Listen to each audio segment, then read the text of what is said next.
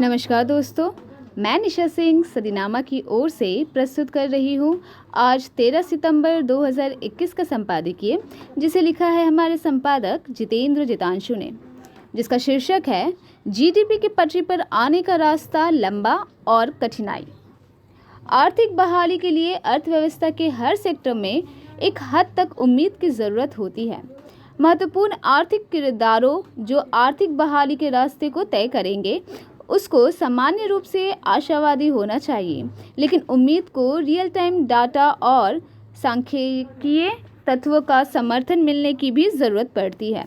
Corona की मार से अर्थव्यवस्था का हाल बेहाल है। ऐसे में जीडीपी का वापस पटरी पर आना कठिन प्रतीत हो रहा है। जानते हैं इस बारे में विस्तार से आज के संपादकीय में। जीडीपी की पटरी पर आने का रास्ता लंबा और कठिनाई। वित्त वर्ष 2021-22 की पहली तिमाही अप्रैल-जून के सकल घरेलू उत्पाद जीडीपी से जुड़े आंकड़े सामने आ गए हैं।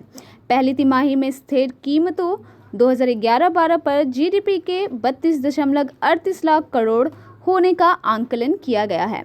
2021-22 में ये 20.1% की बढ़ोतरी है। गौरतलब है कि एक साल पहले इसी तिमाही के दौरान 24.4% देखने को मिला था। बहरहाल मौजूदा वित्त वर्ष की पहली तिमाही में सरकारी खर्च जीएफसीई को छोड़कर जीडीपी के तमाम दूसरे घटकों में बढ़ोतरी देखने को मिली है। हालांकि अच्छी खबर ये है कि उपभोग मांग पीएफसीई और निवेश जीएफसीएफ दोनों में सुधार के संकेत दिखने शुरू हो गए हैं। हालांकि निजी उपभोग में अपेक्षाकृत 19.3% की मामूली ही देखी गई है। दूसरी ओर निर्यात में 39.1% की बढ़ोतरी हुई है, जबकि आयात में 7.2% का इजाफा हुआ है। मुश्किलों में फंसी अर्थव्यवस्था के लिए निश्चित तौर पर यह सकारात्मक आर्थिक संकेत है। बहरहाल पहली तिमाही के आंकड़े आने के बाद से टीकाकारों के एक खास समूह में गैर ज़रूरी तेवर और हाव भाव देखने को मिल रहे हैं। वित्त वर्ष 2021-22 की पहली तिमाही में 20.1% की बढ़ोतरी को महामारी के चलते मंदी का शिकार हुई अर्थव्यवस्था के पूरी तरह से पटरी पर आने का साफ संकेत बताया जा रहा है। क्या वाकई पहली तिमाही के नतीजों को अर्थव्यवस्था के पटरी पर आने का साफ संकेत बताया जा रहा है? क्या वाकई पहली तिमाही के नतीजों को अर्थव्यवस्था के पटरी पर आने का संकेत कहा जा सकता है? सामान्य अर्थों में वी आकार वाला सुधार तब देखने को मिलता है जब जीडीपी समेत व्यापक अर्थव्यवस्था के तमाम संकेतक तेजी से और समग्र रूप से उभार के रास्ते पर चलते हुए महामारी से पहले वाले स्तर पर पहुंचते दिखाई दे।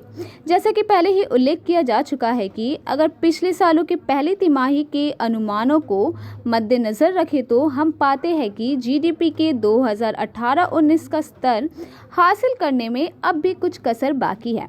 इससे भी अहम बात यह है कि जीडीपी के दो सबसे बड़ों वाहकों निजी उपभोग पीएफसीई और निवेश जीएफसीएफ वित्त वर्ष 2019-20 और 2018-19 के आंकड़ों के मुकाबले अब भी बहुत नीचे है। हालांकि शुरुआती तौर पर अर्थव्यवस्था में के आकार के सुधार के स्पष्ट संकेत देखने को मिल रहे हैं, लेकिन भविष्य में अर्थव्यवस्था के प्रदर्शन पर नज़दीक से नज़र रखनी होगी। वित्त वर्ष 2021-22 की पहली तिमाही के आंकलनों से साफ है कि इस साल कोविड-19 की दूसरी लहर से मानवीय और आर्थिक तौर पर बेहद भारी नुकसान पहुंचा है। ऐसे में सरकार के लिए बुद्धिमानी यही होगी कि भविष्य में महामारी की किसी भी लहर से प्रभावी ढंग से निपटने के प्रयासों में तेजी लाई जाए। अर्थव्यवस्था में नई जान फूंकने के लिए किए जाने वाले तमाम दूसरे उपायों में के मुकाबले इस प्रयास के कहीं ज़्यादा सकारात्मक नतीजे देखने को मिलेंगे। आमीन। तो दोस्तों, ये था आज का संपादक जितेंद्र जितांशु द्वारा लिखा संपादकीय। कल एक और विषय के साथ हम वापस लौटेंगे। तब तक के लिए नमस्कार।